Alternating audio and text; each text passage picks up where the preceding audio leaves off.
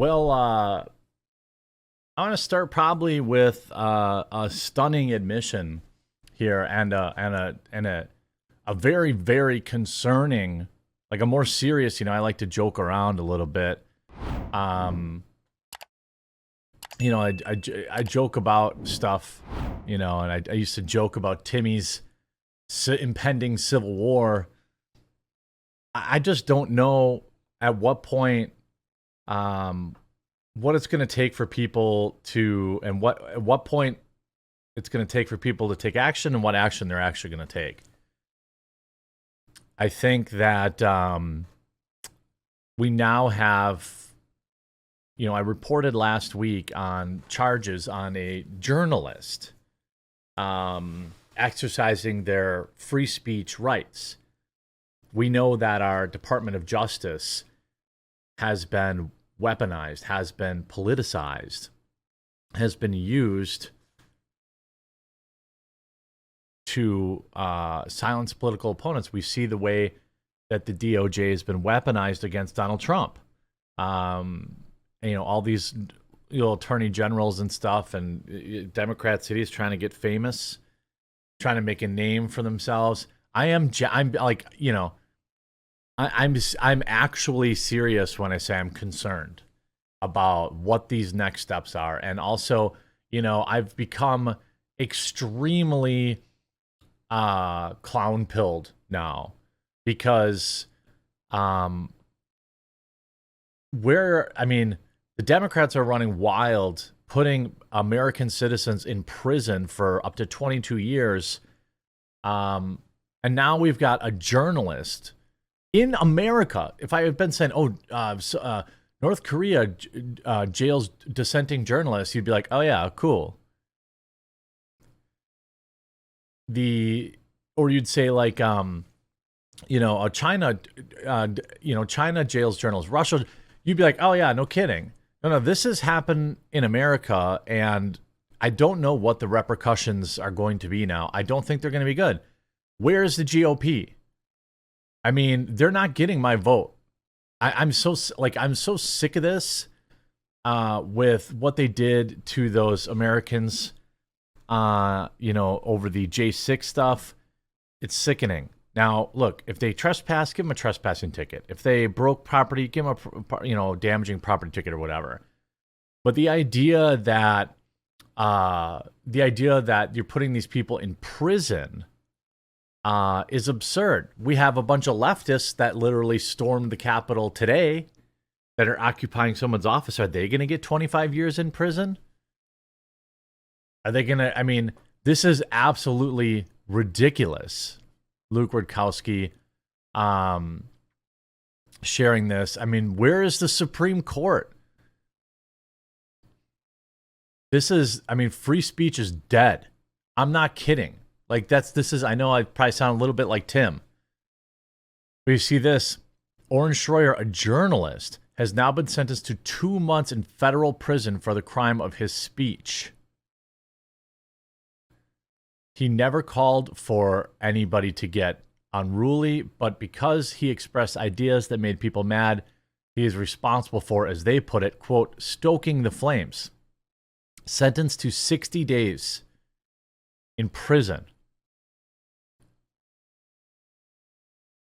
This is nowhere near as bad as, you see, obviously, there were several people who were there at the Capitol. He never even set foot in the Capitol, by the way, just so people know that.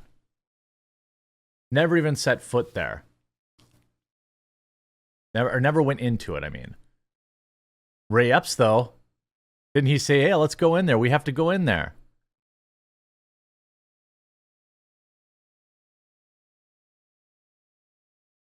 This is insanity.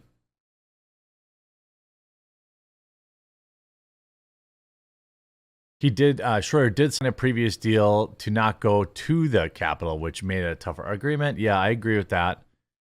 So InfoWars host Oren Schroyer pled guilty in June to a single Class A misdemeanor of entering and remaining in a restricted building or on the grounds on J6, even though he never went in.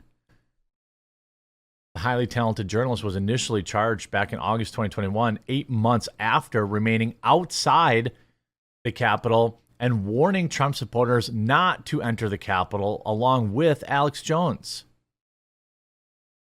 After nearly 2 years of fighting charges related to his presence outside the building on that day, Owen made the decision to plead guilty to a lesser charge, probably because he ran out of money. I mean, aren't there people in New York that are like pushing people on the subway tracks and getting released the same day?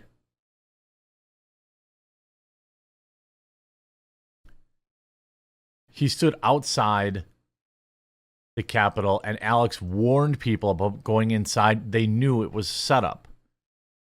Today, the DOJ prosecutors sentenced Owen Schroyer to 160 days of prison.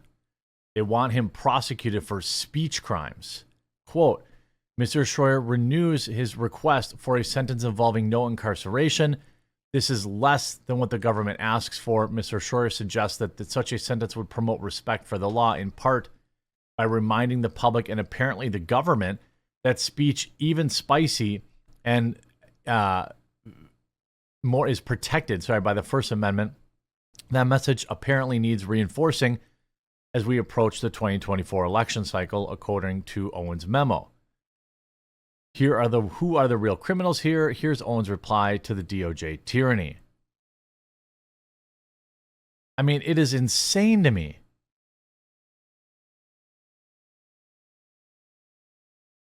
The government asserts that Schroyer helped create J6, government sentence memorandum. In the months prior to this, he, quote, spread disinformation paired with spicy rhetoric to hundreds of thousands of millions of viewers. Before marching on the Capitol, he chanted, "Death to tyranny." He even chanted 1776 as he marched toward the east steps of the Capitol. This is sound of fury signifying nothing. I mean, I can't even believe. What about fry him like bacon, whatever, that kind of stuff. This is I can't overestimate this enough. You see this person who went on, we went through the sentencing memorandum with a fine-tooth comb on air, and yes, they really are sending him to jail for constitutionally protected speech. I mean, this is full tyranny. And I mean, he's probably spent, every penny he has defending against this charge.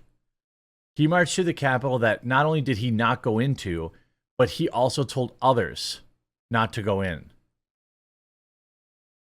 Mr. Schroyer renews his request for a sentencing involving no incarceration and contends that in the 2+ years he has spent on supervised pre-trial, so he's been on house arrest since then, a period marked by full compliance with the conditions of his release, is sufficient to serve as purpose sentencing. Given the government's shocking attempt to use protected speech in the case as a sentencing factor, special leniency is required to deter the government from overreaching in similar cases. This has become, based on the government's sentencing memorandum, precisely the sort of case that the Supreme Court warned them about last term in Counterman. Prohibitions on speech have the political to chill or deter speech outside their boundaries. I mean, they're essentially saying because he said these things, he's responsible for everything that happened. He's responsible for everything that these people did. And look, the people that went in there, that broke down barricades, things like that, you want to charge them? Fine. But go ahead and charge all of the fiery but mostly peaceful protests in Kenosha or Minnesota or Oakland or Portland or Chaz and Chop or Seattle or New York City. I mean, any one of these people, none of them were ever charged. In fact, New York City's paying most of them off.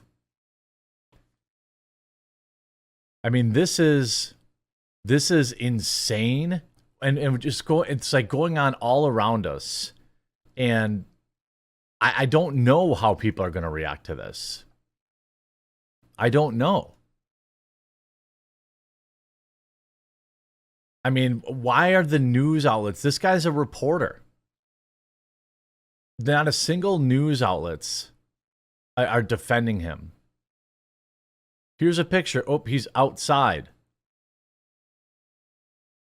He never stepped foot in the Capitol. Many of those who listened to him did. So what? Do people have no personal responsibility? This changes everything. I mean, this is nuts. This is the same judge, by the way, that sent Enrique, who wasn't even there, to prison for 22 years. 22 years. Was never even there. I mean, this is very, very, very bad. Very bad. What are people going to do about it? I don't know. I think they want people to rise up. That's what they want. They want people to rise up. They're pleading for people to do it. That's what they want. So then they can paint everybody as, being extreme. But what is, then they can, what are people going to do? If the GOP is not going to protect these people, then what are people going to do?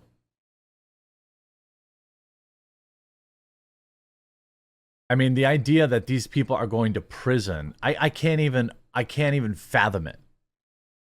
If you told me this was North Korea, yeah, but this is America. It's a bigger deal. It's absolutely as big a deal as I'm saying it is. It is